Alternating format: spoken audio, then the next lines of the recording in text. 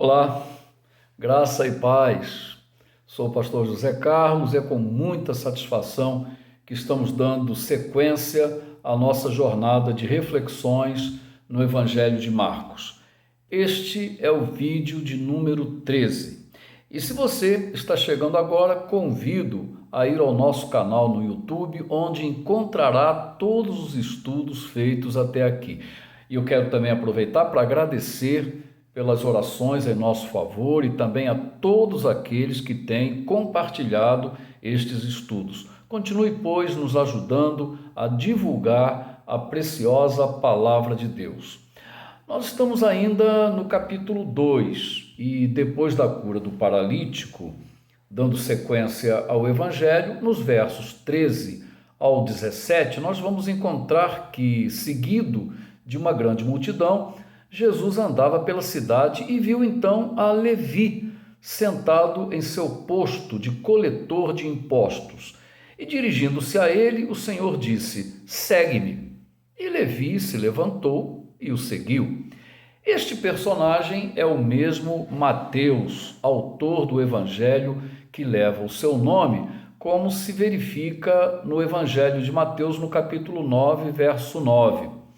Mateus, ou Levi, não só se dispõe a seguir a Jesus, mas imediatamente convida o Senhor Jesus a ir à sua casa, convidando também os seus colegas de trabalho e amigos. E dentro dessas multidões que seguiam Jesus, também se faziam presentes os escribas dos fariseus. Os escribas eram os que reproduziam cópias da lei de Moisés e demais escrituras e também funcionavam como intérpretes da lei, os 5 primeiros livros da Bíblia Sagrada. Eram também chamados de doutores da lei, o que seria então um equivalente ao advogado dos nossos dias. Os escribas faziam parte de uma seita do judaísmo dos dias de Jesus chamada de fariseus. E essa seita se caracterizava por seu extremo legalismo e rigidez. E parece que esses personagens estavam em todas. Já os vimos no episódio da cura do paralítico e agora, no verso 16, Marcos registra que os escribas dos fariseus, vendo-o comer em companhia dos pecadores e publicanos, perguntavam aos discípulos dele: por que come e bebe ele com os publicanos e pecadores? Ora, Mateus, ou Levi, era um publicano. E publicano era o nome que recebiam os cobradores de impostos a serviço do Império Romano, que desde 63 a.C. dominava a Palestina e várias outras partes do mundo. Normalmente, os publicanos eram judeus que estavam a serviço de Roma. E isso, somado às falcatruas que praticavam, os colocava numa posição de grande repulsa por parte do povo em geral, que os viam como traidores e ladrões, pois muitas vezes cobravam mais do que o estipulado. E os chamados pecadores eram pessoas de má reputação em geral. Enfim, Jesus estava na casa de Levi, acompanhado por uma turma da pesada. E aí, é claro, os moralistas de plantão começaram a criticar. Mas o Senhor Jesus, ao tomar conhecimento da crítica, dá a seguinte resposta: os sãos não precisam de médico, e sim os doentes. Não vim chamar justos, e sim pecadores. Se você tem a sua Bíblia aberta, pode conferir no versículo 17. Exatamente isso. Quem precisa de médico é quem está doente. E aqui, obviamente, Jesus apresenta-se como o verdadeiro médico das almas. Se aquelas pessoas com as quais Jesus estava eram moralmente reprováveis, eram de má reputação e até mesmo odiadas e rejeitadas pela sociedade em geral, enfim, eram enfermas da alma, pois então eram exatamente essas pessoas que mais precisavam dele.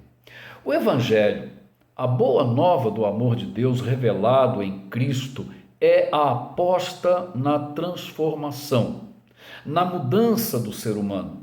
Os evangelhos estão repletos de exemplos de pessoas que foram completamente transformadas pelo poder de Jesus.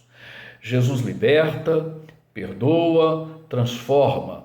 E quando uma pessoa, seja ela quem for, tem um encontro genuíno com Jesus e o recebe como Salvador pessoal e Senhor absoluto, há de ter sim a sua vida transformada, renovada. É isso que Paulo apóstolo vai registrar em sua segunda carta aos Coríntios, no capítulo 5, verso 17. Se alguém está em Cristo, nova criatura é. As coisas velhas se passaram e eis que tudo se fez novo. Sim, os doentes precisam de médico. Os doentes da alma precisam de Jesus. Agora, observe uma coisa. Jesus declara que não veio chamar justos, e sim pecadores. Mas quem é realmente justo? Onde estão os justos? Ora, a própria Bíblia declara que não há justo nenhum sequer. Não há quem entenda, não há quem busque a Deus, todos se extraviaram, a uma se fizeram inúteis, não há quem faça o bem, não há um sequer, pois todos pecaram e carecem da glória de Deus. Você pode conferir na carta que Paulo escreve aos Romanos, no capítulo 3, dos versos 10 a 12 e depois no verso 23. Aqueles escribas dos fariseus, em sua arrogância e presunção, na verdade, achavam-se mais santos, mais puros, mais saudáveis, e sendo assim, achavam que não precisavam do médico Jesus para curar as suas almas, que na verdade eram tão pecadoras quanto as dos publicanos. A verdade que podemos extrair dessas palavras de Jesus é que todos, sem exceção, precisam de Jesus. Precisam se arrepender e se converter ao Senhor Jesus Cristo e pedir-lhe o perdão para os seus pecados, para que obtenham a vida eterna que somente Ele pode oferecer. E você? É um são ou um doente? É um justo ou um pecador?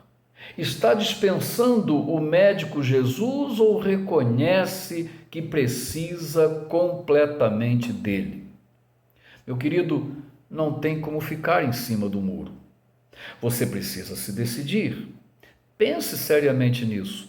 Receba a Jesus como Salvador e Senhor da sua vida. Faça isso agora.